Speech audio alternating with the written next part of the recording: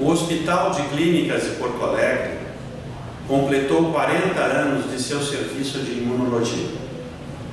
Vamos, nos próximos minutos, apresentar o nosso desenvolvimento na imunologia clínica e alergia, na imunologia dos transplantes e na genética forense. O serviço trabalha com a imunologia de transplantes, a identificação humana pelo DNA,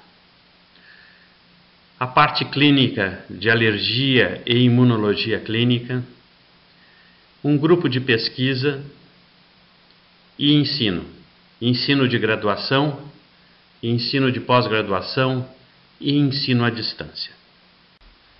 Procuramos inicialmente o diagnóstico imunológico de doenças infecciosas e também de doenças autoimunes, obtendo o conhecimento no serviço do professor Clementino Fraga Filho na Santa Casa do Rio de Janeiro, no Instituto de Medicina Tropical, no serviço do professor Mário Camargo, em São Paulo. Diversos métodos foram aprendidos e que permitiram, por exemplo, o diagnóstico de uma biópsia de um paciente com glomerulonefrite membranosa, que observamos no slide, com a membrana basal espessada e cheia de imunocomplexos. Ao lado, uma biópsia de pele de um paciente com lúpus com imunocomplexos na junção dermo-epidérmica. Acima à esquerda, amostras de Critidia lucilia, que é um protozoário de intestino de mosca que apresenta no seu quinetoplasto um DNA de dupla hélice puríssimo e que permite o diagnóstico de anticorpos anti-DNA em pacientes de lúpus. Ao lado à direita, temos um corte de fígado onde os núcleos dos hepatócitos estão fluorescentes porque anticorpos antinucleares de um paciente com lúpus foram jogados em cima desta lâmina e assim identificados por imunofluorescência indireta o anticorpo anti-DNA. A alergia e imunologia clínica foi implantada no Hospital de Clínicas desde o início das atividades. Fizemos vários diagnósticos importantes, desde o primeiro caso de enfisema hereditário, talvez do país, o primeiro angioedema hereditário por defeito no sistema na cascata do complemento, aqui no Rio Grande do Sul. Organizamos o setor de alergia e o setor de atendimento a pacientes com imunodeficiências primárias. Mas onde queríamos chegar? Estávamos nos preparando para entrar na parte de imunologia dos transplantes. Estávamos entusiasmados com os transplantes de rim que aconteceram entre gêmeos idênticos em Harvard e também com o transplante de medula óssea que o Robert Good fez num paciente com imunodeficiência primária em Minneapolis. Então, aqueles estudos iniciais com anticorpos, com diversos métodos, deu lugar à parte de imunologia de transplantes. A descoberta do sistema HLA. George Snell, durante 10 anos, cruzou camundongos irmãos com irmãs. Realizava transplante de tumores entre estes animais, até que conseguiu animais histocompatíveis, no sistema que chamou de H2. Esses animais aceitavam os enxertos tumorais.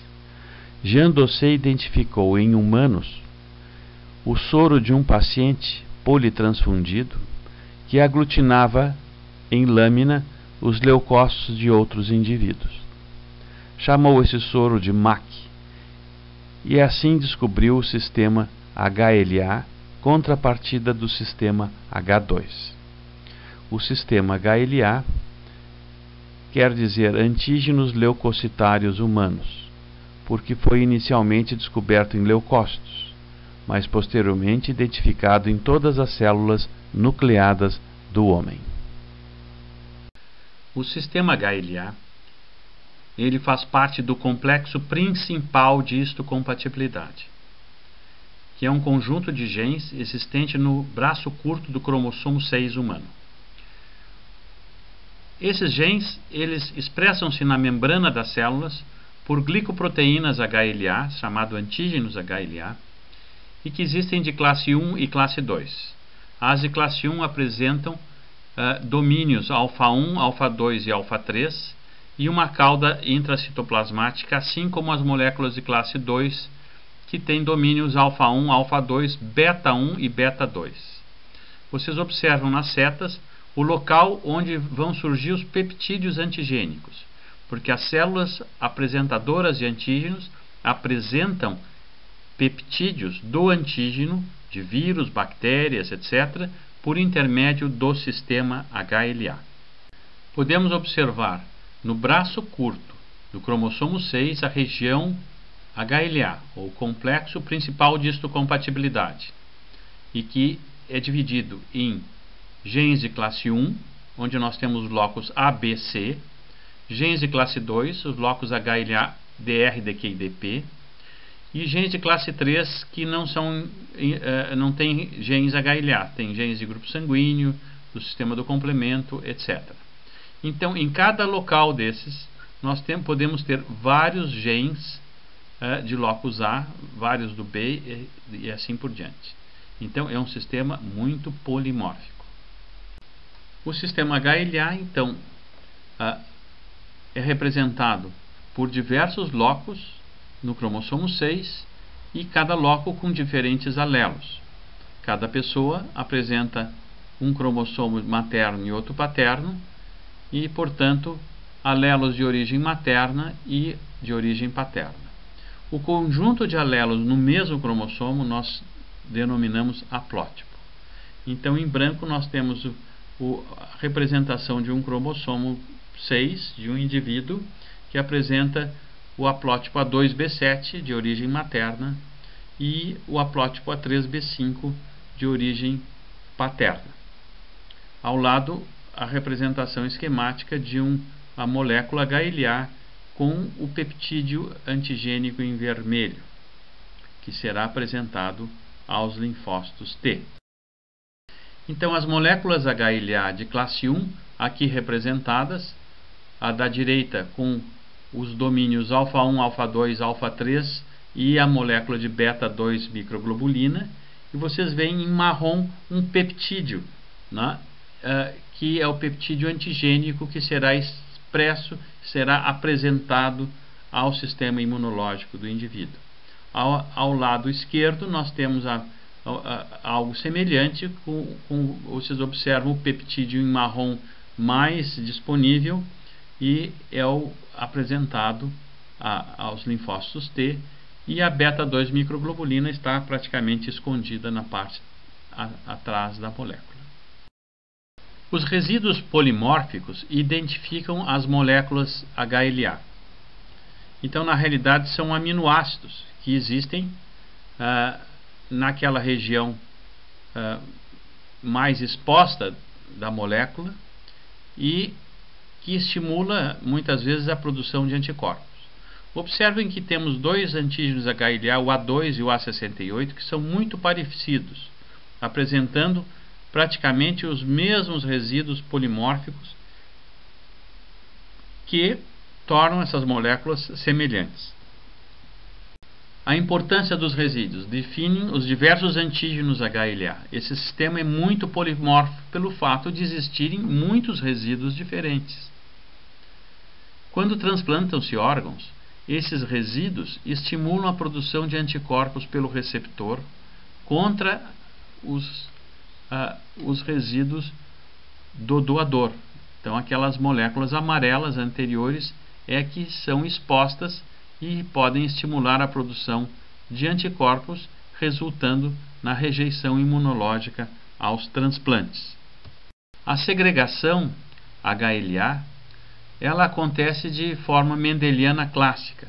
Então, a herança HLA, 25% dos irmãos são de indivíduos totalmente idênticos, aqueles então que nós gostaríamos de que os transplantes acontecessem entre eles, e 25% são totalmente diferentes. Então, são indivíduos como os irmãos F2 e F3 na figura, que apresentam os HLAs totalmente diferentes. E um transplante entre eles é como se fosse um transplante entre doador não relacionado, HLA não idêntico. 50% dos indivíduos são parcialmente idênticos.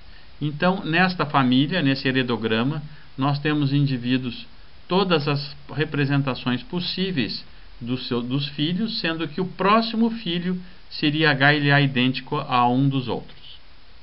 Mas a ciência do transplante, que dependia do sistema HLA, ela não era existente no país ou muito pouco desenvolvida em São Paulo. Fomos para o Parkland Memorial Hospital, o hospital onde faleceu o presidente Kennedy, e lá com o professor Peter Stastny aprendemos a sorologia, o uso de anticorpos para identificar antígenos HLA para a tipificação de doadores e receptores e também a pesquisa de anticorpos anti-HLA nos pacientes a serem transplantados. A metodologia da época era a pesquisa de anticorpos em placentas. As placentas davam entre 40 e 100 ml de soro, e 3% dessas placentas apresentavam no soro anticorpos contra o sistema HLA presente na superfície das células de doadores e receptores. Nós precisávamos desses anticorpos. No Hospital de Clínicas extraímos mais de 7.000 soros de placenta e constituímos um banco de soros e que permitia o intercâmbio com diversos hospitais e centros no mundo. O interessante é que não existia fax, não existia internet e os pesquisadores todos se conheciam. Nós não éramos muitos, mas intercambiávamos os soros assim como se trocava, as crianças trocam figurinhas. Então cada laboratório tinha a sua lista de soros anti-HLA e mandava por carta para os outros e recebiam a lista e escolhíamos e intercambiávamos pelo correio os soros anti-HLA. Iniciamos a pesquisa com a genética HLA, estudando populações brasileiras, populações caucasoides, populações negras e populações indígenas. Vamos observar agora os resultados que tivemos ao longo dos primeiros anos. Conseguimos no NIH em Washington um starter kit, que eram soros de boa qualidade para iniciarmos o laboratório no Hospital de Clínicas. Iniciamos não só com tipagens de doadores e receptores, mas estudo de genética de populações caucasoides, negras e indígenas. No slide mostra um estudo que fizemos a bordo de um barco chamado Igara-Catuçaua, na fronteira do Peru, Colômbia e Brasil. Observem que os índios ticunas, as mulheres, afilam os dentes para parecerem como a piranha. E naturalmente que perdem os dentes, apodrecem esses dentes. E junto com, neste barco, levamos 2 dentistas que fizeram inúmeras extrações dentárias. E as frequências genotípicas dos alelos HLA, dos antígenos HLA, nessa época nós fazíamos por sorologia os testes e não por DNA. Os antígenos A2, 19 e 24 são muito frequentes. Praticamente os índios só têm 3 alelos por loco HLA, mostrando que eles não são tão polimórficos como os caucasoides e os negros. Esses estudos HLA que mostram o pouco polimorfismo de populações ticunas e também de outras populações de índios da América e mesmo esquimós, demonstram que a origem desses índios provém de migrações de povos no Estreito de Bering, no Alasca.